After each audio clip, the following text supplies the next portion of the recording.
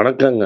ரீசென்ட்டா பிசினஸ் ஸ்டாண்டர்ட்ல ஒரு ஆர்டிக்கிள் படிச்சேன். அந்த ஆர்டிக்கிள இங்க போட சொல்றோம். இந்த ஆர்டிக்கிள் வந்து bankbazaar.com அப்படிங்கிற ஒரு கம்பெனி வெப்சைட் வச்சு பேங்கிங் ரிப்போர்ட் விக்கிறவங்க. அவங்க வந்து ஆஸ்பிரேஷன்ஸ் அப்படின்னு ஒரு சர்வே எடுக்குறாங்க. 6 பெரிய மெட்ரோ சிட்டிலயும், 11 டயர் 2 சிட்டிலயும் எடுக்குறாங்க. இல்ல 12 டயர் 2 சிட்டில எடுக்குறாங்களான்னு தெரியல. 18 இடத்துல எடுக்குறாங்க. இந்த சர்வேல என்ன கண்டுபிடிக்கிறாங்கன்னா, ஒரு ஆவரேஜ் சராசரி இந்தியன் வேலைக்கு போறவனுக்கு எவ்வளோ கடன் இருக்கு, எவ்வளோ பேருக்கு கடன் இல்ல, அப்படிங்கிறது தான் இந்த சர்வேல கண்டுபிடிக்கப்படுது. இந்த சர்வேய 3 போர்ஷனா பிரிக்கிறாங்க. 22 26 வயசு இருக்கிறவனு யங் ஜாப் சீக்கர்ஸ் அப்படிங்கிறத பிரிக்கிறாங்க. 26லேருந்து 35 வயசு ஒரு கேட்டகரியா பிடிக்கிறாங்க. அப்புறம் 35 வயசுல 44 வயசு வரைக்கும் ஒரு கேட்டகரியா பிடிக்கிறாங்க. இப்போ என்ன மாதிரி ஆளெல்லாம் இதில் சேர்க்க மாட்டாங்க. இந்த 3 கேட்டகரியில் இருக்கிறவங்க தான் எவ்வளோ கடன் வச்சுருக்காங்க, எவ்வளோ பணம் சேர்த்துருக்காங்க, அவங்க என்ன பண்ணுறாங்கன்னு வாழ்க்கையில் எடுக்கிறாங்க.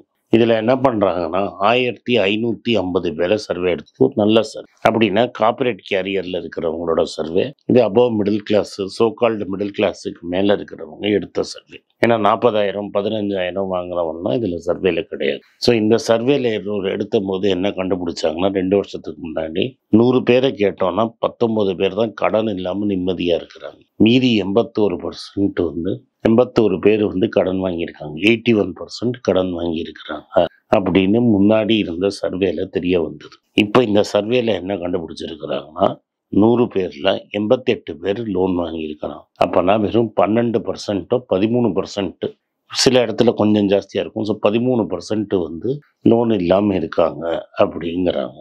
இப்போது 1600 பேர் சர்வே பண்ணதில் வெறும் 13% தான் லோன் இல்லாமல் இருக்கிறாங்க. மற்றவங்க எல்லாருமே personal loan, credit card loan, housing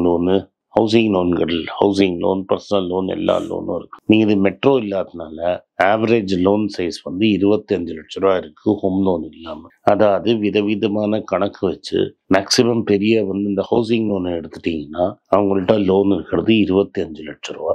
25 லட்ச ரூபா கடன் வச்சு தான் அவங்க வாழ்க்கையில் இந்த பாயிண்ட்ல ரீச் ஆகிறாங்க.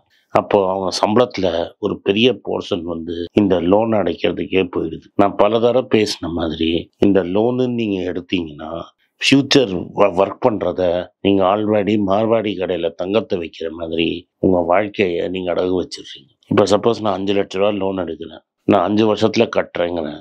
ஐயா மாதம் 15,000 ரூபாங்கிறோம். சரி 75 × 5 நான் கொடுத்துட்டேன்னா அப்படி இருக்காது. ஸோ வந்து 75 × 5ன்னு வச்சுக்கோங்க. 3 வருஷத்துக்கு நான் 2.25 லட்ச ரூபா கட்டுறேன்னா டெஃபினட்டாக எனக்கு அந்த லோன் இருக்குது. 5 லட்ச ரூபா நான் லோன் வாங்கினேன்னா மினிமம் மாதத்துக்கு 20,000 ரூபா கட்டணும். ஒரு வருஷத்துக்கு 2.5 லட்ச ரூபா கட்டினேன்னா 5 வருஷத்தில் நான் 10 லட்ச ரூபா பிடுங்காமல் இருக்க மாட்டேன். கொஞ்சம் ஏமாந்தீங்கன்னா 12 லட்ச ரூபா பிடிக்கிறோம். 5 லட்ச ரூபாய்க்கு 5 லட்ச ரூபா வரைக்கும் வட்டி வாங்கிடுறாங்க. அப்படியே முன்ன மாதிரி 15,000 ரூபாய்க்கு வாங்கியிருந்தா கூட ஒரு வருஷத்துக்கு 1,80,000 ரூபா வாங்கி 5 வருஷத்துக்கு 9 லட்ச ரூபா. ஸோ 4லேருந்து 11 லட்ச ரூபா, 4லேருந்து 6 லட்ச ரூபா வெறும் வட்டி மட்டும் வாங்குறாங்க. நீங்கள் 5 லட்ச ரூபா வாங்கி இன்னைக்கே பணத்தை செலவு பண்ணி முடிச்சிருவீங்க. அதுக்கப்புறமா அடுத்த 5 வருஷத்துக்கு நீங்கள் பணத்தை கட்டிக்கிட்டு தான் போறீங்க. இப்போ நான் என்ன கேட்குறேன்னா, நீங்கள் எதுக்கு கடன் வாங்கினீங்க அப்படிங்கிறது அடுத்ததுக்கு வரும். அந்த 15,000 ரூபாவை மாதம் நீங்கள் சிப்பாக போட்டிருந்தீங்கன்னா 5 வருஷம் கழிச்சு உங்கள்கிட்ட எவ்வளோ பணம் இருக்குன்னு பாருங்க. 12% இருக்காது. இந்த 12 லட்சம் தான் இருக்காது. நீங்கள் கட்டின பணத்தோட பல மடங்கு இருக்கும். ஸோ 15,000 ரூபான்னா 6,80,000 ரூபா நீங்கள் போட்டதுக்கு அட்லீஸ்ட் 9லேருந்து 10 லட்ச ரூபா உங்களுக்கு நஷ்டம்.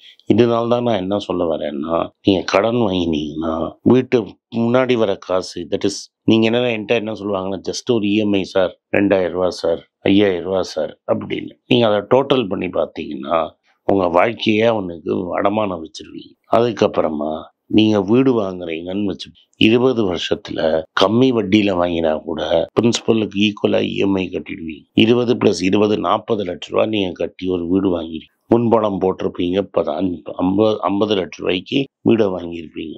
20 வருஷம் கழிச்சு 50 லட்ச ரூபாய்க்கு அந்த வீட்டு செகண்ட் ஹேண்ட் ஃப்ளாட்டாக போச்ச என்ன விலைக்கு போகும்னு தெரியாது. இன்னைக்கு இருக்கிற மார்க்கெட்டில் நீங்கள் போட்ட 50 லட்ச ரூபா கூட கிடைக்காது. நீங்கள் 60 லட்ச ரூபாய்க்கு புத்திசாலியாக 75 லட்ச ரூபாய்க்கு புத்திசாலியாக வித்துட்டீங்கன்னு வைங்க.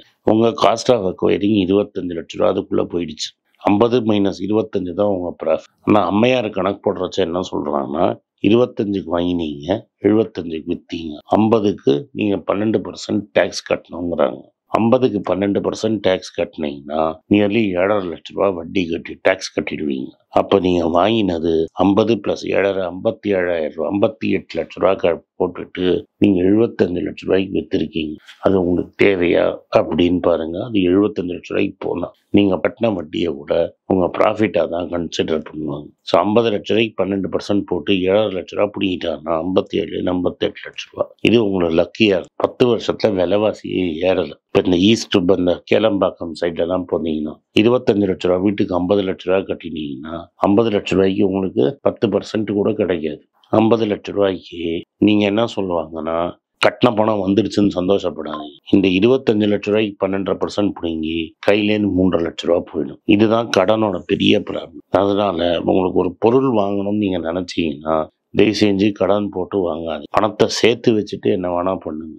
இஎம்ஐ கட்டி ஃபோன் வாங்கிறதுக்கு பணத்தை மாதம் சேர்த்து ஒரு 4 வருஷம் கழிச்சு கடன் இல்லாமல் ஃபோன் வாங்குங்க பெட்டர். நீங்கள் பணமாக வாங்க வேண்டாம்.